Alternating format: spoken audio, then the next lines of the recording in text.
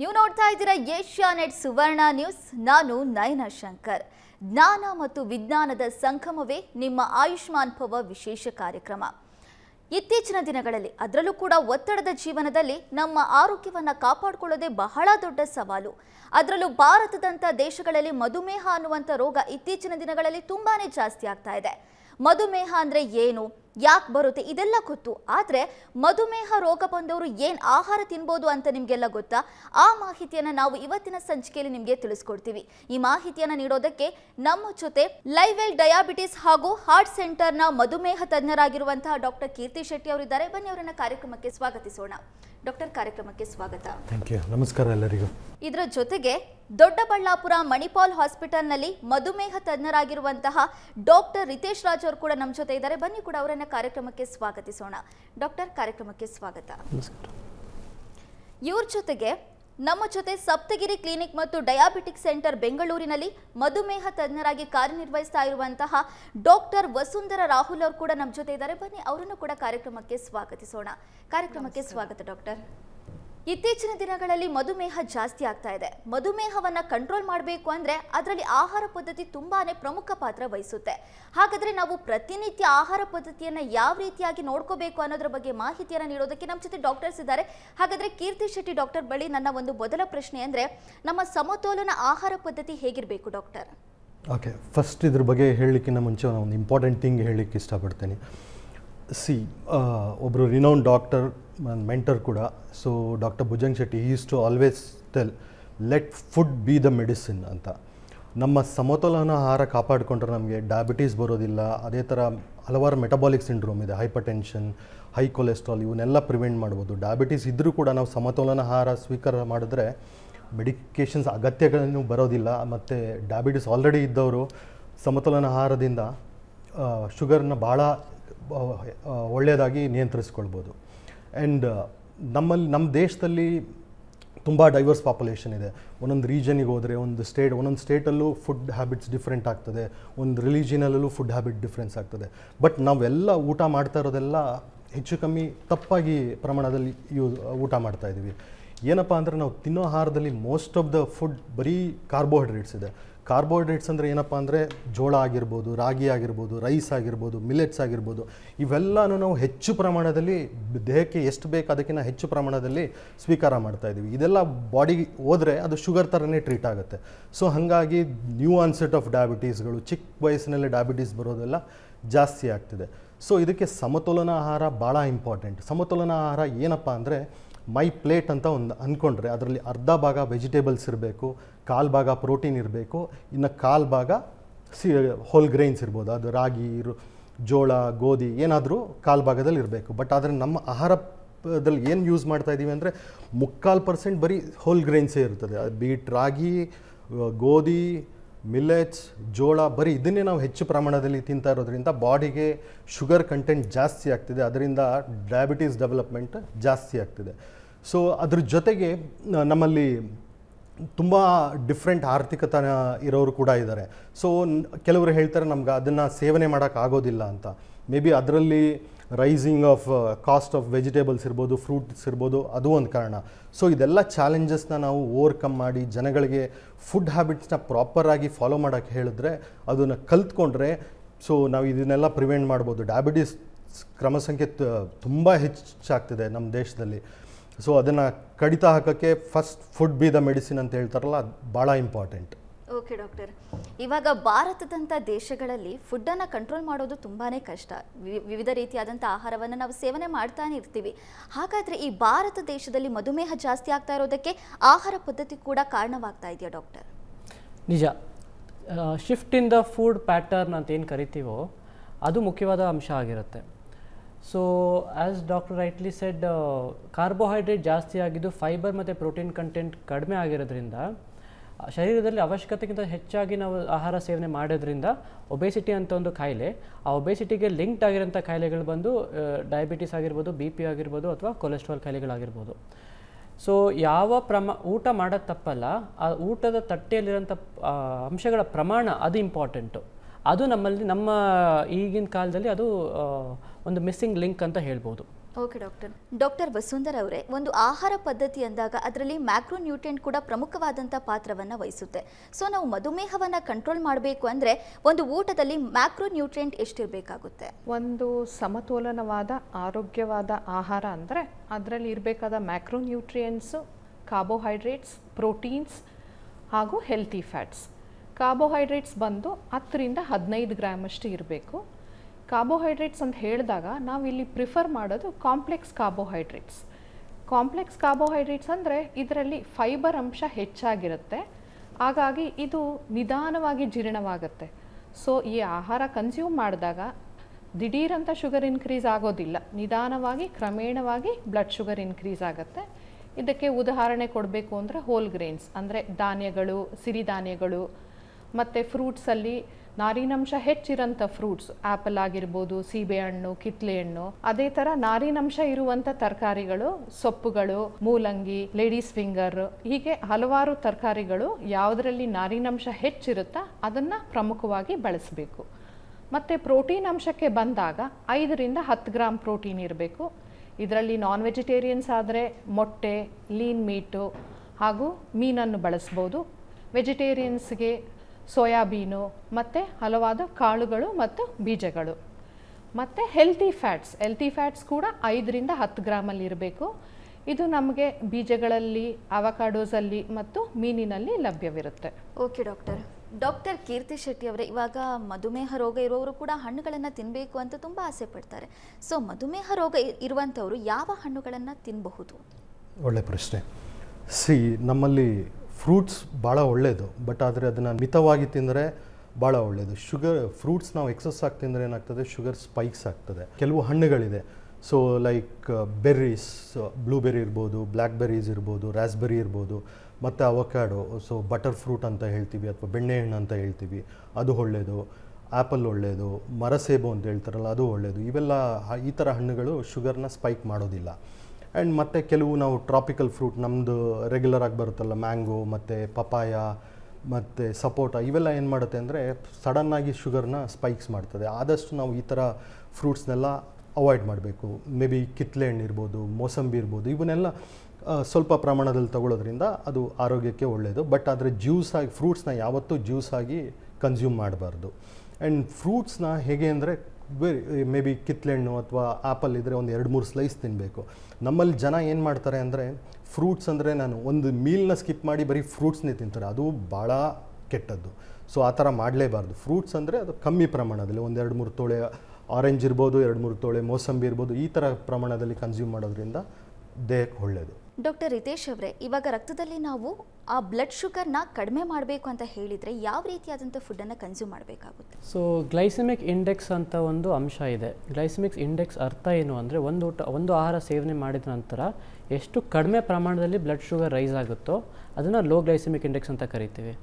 So ಅಗದು ತಿನ್ನೋಂಥ ಪದಾರ್ಥಗಳು ಯಾವುದನ್ನ ಆಗಿರ್ಬೋದು, ಅವುಗಳಲ್ಲಿ ಸಾಮಾನ್ಯವಾಗಿ ಲೋ ಗ್ಲೈಸೆಮಿಕ್ ಇಂಡೆಕ್ಸ್ ಅಂಶ ಇರುತ್ತೆ. ಬೇಗನೆ ಸೇವನೆ ಮಾಡೋಂಥ ಪದಾರ್ಥಗಳು, ಇವಾಗ ರಾಗಿ ಮಾಲ್ಟ್ ಆಗಿರ್ಬೋದು ಅಥವಾ ರೈಸ್ ಆಗಿರ್ಬೋದು, ನುಂಗ್ಬಿಡ್ತೀವಿ, ಅಷ್ಟೇನು ಅಗ್ಲಿಕ್ಕೆ ಹೋಗಲ್ಲ, ಅಂದರೆ ಅದರಲ್ಲಿ ಹೈ ಗ್ಲೈಸೆಮಿಕ್ ಇಂಡೆಕ್ಸ್ ಜಾಸ್ತಿ ಇರುತ್ತೆ. ಡೈರೆಕ್ಟ್ ಶುಗರ್ಸ್ ಅಂತ ಕರಿತೀವಿ. ಸ್ವೀಟ್ಸ್ ಆಗಿರ್ಬೋದು, ಶುಗರ್ಸ್ ಆಗಿರ್ಬೋದು, ಅಥವಾ ಸಕ್ಕರೆ ಅಂಶ ಹೆಚ್ಚಿಗಿರೋಂಥ ಪದಾರ್ಥಗಳಾಗಿರ್ಬೋದು, ಫ್ರೂಟ್ ಜ್ಯೂಸಸ್ ಆಗಿರ್ಬೋದು, ಅವುಗಳಲ್ಲಿ ಏನಾಗುತ್ತೆ ಹೈ ಗ್ಲೈಸೆಮಿಕ್ ಇಂಡೆಕ್ಸ್ ಹೈ ಇರುತ್ತೆ. ಅಂದರೆ ಬೇಗನೆ ಹೊಟ್ಟೆಯಿಂದ ಬ್ಲಡ್ಗೆ ಶುಗರು ಏರುತ್ತಲ್ವ, ಅವುಗಳನ್ನ ನಾವು ಹೈ ಗ್ಲೈಸೆಮಿಕ್ ಇಂಡೆಕ್ಸ್ ಫುಡ್ಸ್ ಅಂತ ಕರಿತೀವಿ. ಡಯಾಬಿಟಿಕ್ ವ್ಯಕ್ತಿ ಅದನ್ನು ಸೇವನೆ ಮಾಡಿದ್ರೆ ಶುಗರ್ ರೈಸ್ ಆಗುತ್ತೆ. ನಾರ್ಮಲ್ ವ್ಯಕ್ತಿಗಳು ಅದನ್ನು ಸೇವನೆ ಮಾಡಿದ್ರೆ ದಪ್ಪ ಆಗ್ತಾರೆ. ಆ ದಪ್ಪದಿಂದ ಮತ್ತೆ ಅವರು 5 ವರ್ಷ ಬಿಟ್ಟು ಬಹುಶಃ ಡಯಾಬಿಟಿಕ್ ಆಗಬಹುದು. ಸೊ ಡಯಾಬಿಟಿಕ್ ಆಗಿರಲಿ, ನಾನ್ ಡಯಾಬಿಟಿಕ್ ಆಗಿರಲಿ, glycaemic index of the food ಅದನ್ನು ನೋಡಿನೇ ನಾವು ಆಹಾರ ಸೇವನೆ ಮಾಡೋದು ಒಳ್ಳೆಯ ಪ್ರಾಕ್ಟೀಸ್ ಅಂತ ಹೇಳ್ಬೋದು. ಓಕೆ ಡಾಕ್ಟರ್, ಇದೀಗ ಆಯುಷ್ಮಾನ್ ಭವ ವಿಶೇಷ ಕಾರ್ಯಕ್ರಮದಲ್ಲಿ ಒಂದು ಪುಟ್ಟ ವಿರಾಮವನ್ನು ತಗೊಳ್ಳೋಣ. ವಿರಾಮದ ಬಳಿಕ ಯಾವ್ಯಾವ ಫುಡ್ಗಳನ್ನು ತಿನ್ನಬೇಕು ಅನ್ನೋದ್ರ ಬಗ್ಗೆ ಮತ್ತಷ್ಟು ಮಾಹಿತಿಯನ್ನು ಕೊಡ್ತೀವಿ.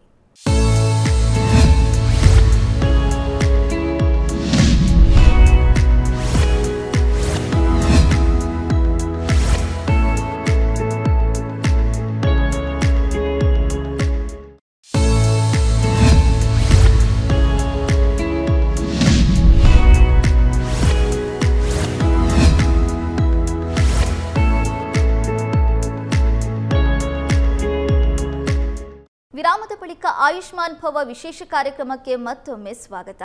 ಮಧುಮೇಹ ರೋಗ ಇರುವಂತವರು ಯಾವ ರೀತಿಯಾದಂಥ ಆಹಾರ ಪದ್ಧತಿಯನ್ನು ಪಾಲಿಸಬೇಕು ಅನ್ನೋದ್ರ ಬಗ್ಗೆ ನಾವು ಇವತ್ತಿನ ಸಂಚಿಕೆಯಲ್ಲಿ ಮಾತಾಡ್ತಾ ಇದ್ದೀವಿ. ಇದ್ರ ಬಗ್ಗೆ ಮತ್ತಷ್ಟು ಮಾಹಿತಿಯನ್ನು ಡಾಕ್ಟರ್ಸ್ಗಳ ಹತ್ರ ಕೇಳ್ತಾ ಹೋಗೋಣ.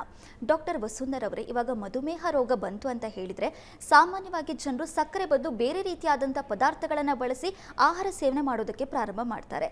ಈ ರೀತಿಯಾದಂಥ ಪದಾರ್ಥಗಳನ್ನು ಬಳಸೋದು ಎಷ್ಟು ಮಟ್ಟಿಗೆ ಅದು ಒಳಿತಾಗುತ್ತೆ ದೇಹಕ್ಕೆ? ಈಗ ನಾವು ಸಕ್ಕರೆಯ ಆಲ್ಟರ್ನೇಟಿವ್ ಆಗಿ ಯೂಸ್ ಮಾಡೋದು ಅಂದರೆ ಶುಗರ್ ಸಬ್ಸ್ಟಿಟ್ಯೂಟ್ಸ್ ಅಂತ ಏನು ಹೇಳ್ತೀವಿ, ಅದರಲ್ಲಿ ಸ್ಟೀವಿಯಾ, ಎರಿಥ್ರೋಟಿನ್, ಮಾಂಕ್ ಫ್ರೂಟ್ ಇವೆಲ್ಲ ಸುರಕ್ಷಿತವಾಗಿರುತ್ತೆ. ಆದರೆ ಕೆಲವೊಂದು ಆರ್ಟಿಫಿಷಿಯಲ್ ಸ್ವೀಟ್ನರ್ಸ್, ಆಸ್ಪಾರ್ಟೇಟ್, ಸ್ಯಾಕ್ರಿನ್ ಇವು ಬಹಳ ಕಾಲ ಉಪಯೋಗಿಸಿದ್ರೆ ಇವುಗಳಿಂದ ಕೆಲವೊಂದು ಸೈಡ್ ಎಫೆಕ್ಟ್ಸ್ ಇರುತ್ತೆ. ಸೊ ಹಾಗಾಗಿ ಇದನ್ನೆಲ್ಲ ತುಂಬ ನಿಮಿತ್ತವಾಗಿ ಯೂಸ್ ಮಾಡಬೇಕು. ಈ ಶುಗರ್ ಸಬ್ಸ್ಟಿಟ್ಯೂಟ್ಸ್ ಇದ್ರ ಬಗ್ಗೆ ನಮಗೆ ಪೇಷಂಟ್ಸು ಸಾಮಾನ್ಯವಾಗಿ ಕೇಳುವ ಪ್ರಶ್ನೆ ಏನಂದರೆ, ನಾವು ಸಕ್ಕರೆ ಬದಲು ಬೆಲ್ಲ ತಗೋಬೋದಾ ಅಂತ. ನಾವಿಲ್ಲಿ ಕ್ಯಾಲೋರಿ ಇಂಟೇಕ್ ಬಗ್ಗೆ ಮಾತಾಡಿದ್ರೆ ಕ್ಯಾಲೋರಿ ಕಂಟೆಂಟು ಸಕ್ಕರೆ ಹಾಗೂ ಬೆಲ್ಲದಲ್ಲಿ ಹೆಚ್ಚಿನ ವ್ಯತ್ಯಾಸ ಏನೂ ಇರೋದಿಲ್ಲ. Okay doctor.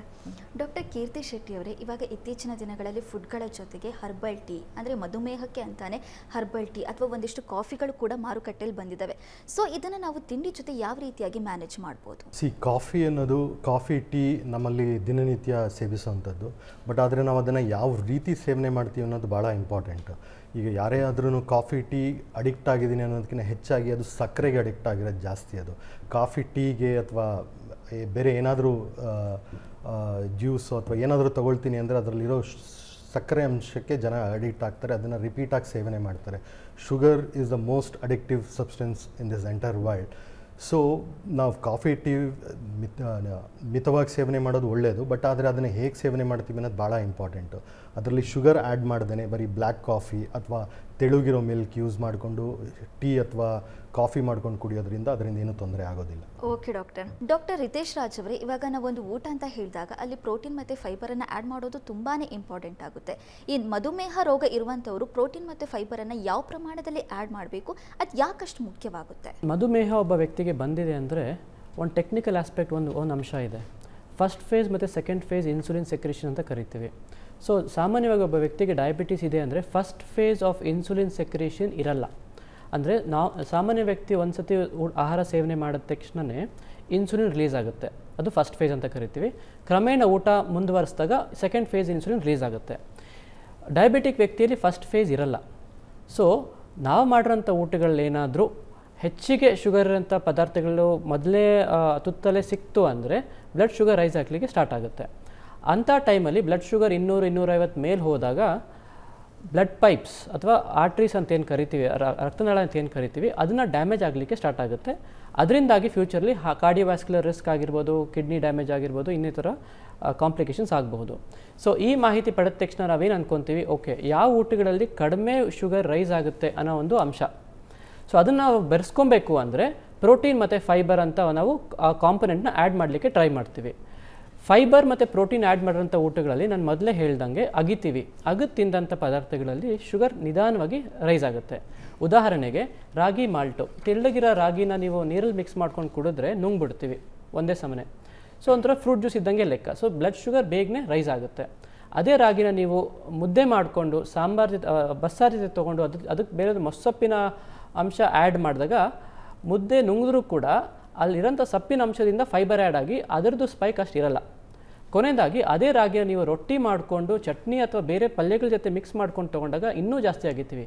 ಸೊ ರಾಗಿ ಸಹಿ ಆದರೂ ಕೂಡ ಅದು ತಿನ್ನೋಂಥ ವಿಧಾನಗಳು, ಅದು ಮಾಡೋಂಥ ವಿಧಾನಗಳಲ್ಲಿ ಶುಗರ್ ಸ್ಪೈಕ್ಸ್ ನಮಗೆ ಅರ್ಥ ಆಗುತ್ತೆ. ಸೊ ಇದನ್ನು ನೀವು ಅಳವಡಿಸ್ಕೊಂಡ್ರೆ any food which has high protein and high fibre and minimal carbohydrates, that is the preferred food ಅಂತ ನಾವು ಹೇಳ್ತೀವಿ. Okay doctor. ಇನ್ನೊಂದು ಪ್ರಶ್ನೆ ಸಾಮಾನ್ಯವಾಗಿ ಜನರನ್ನು ಕಾಡುವಂಥದ್ದು, ನಾವು ಯಾವ ರೀತಿಯಾಗಿ ಈ ಕೊಬ್ಬಿನಂಶವನ್ನು ನಾವು ಮ್ಯಾನೇಜ್ ಮಾಡಬಹುದು ಫುಡ್ನಲ್ಲಿ ಅನ್ನುವಂಥದ್ದು.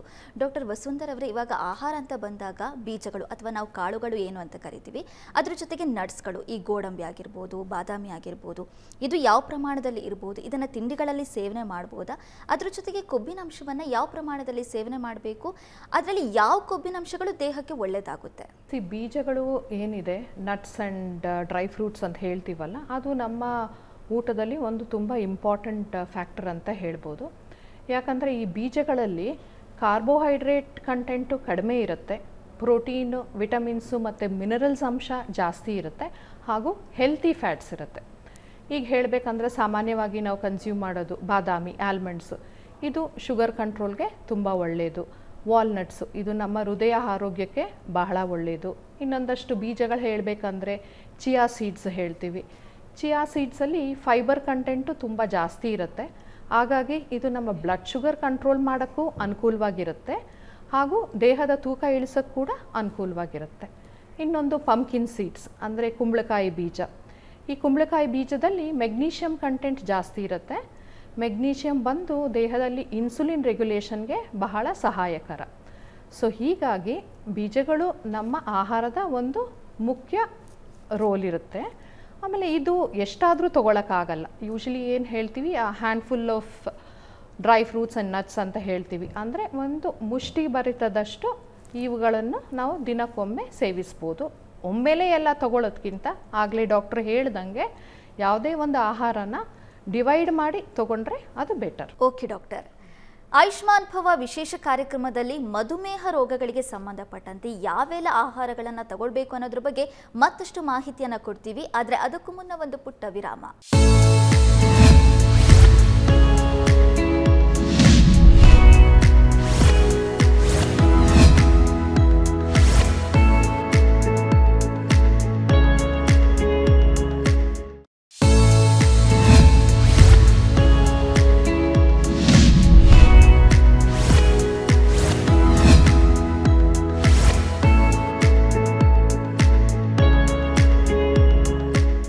ವಿರಾಮದ ಬಳಿಕ ಆಯುಷ್ಮಾನ್ ಭವ ವಿಶೇಷ ಕಾರ್ಯಕ್ರಮಕ್ಕೆ ಮತ್ತೊಮ್ಮೆ ಸ್ವಾಗತ. ನಾವು ಮಧುಮೇಹ ರೋಗಕ್ಕೆ ಯಾವ ರೀತಿಯಾದಂಥ ಆಹಾರವನ್ನು ತಗೋಬೇಕು ಅನ್ನೋದ್ರ ಬಗ್ಗೆ ಈಗಾಗಲೇ ನಿಮಗೆ ಸಾಕಷ್ಟು ಮಾಹಿತಿಯನ್ನು ಕೊಟ್ಟಿದ್ದೀವಿ.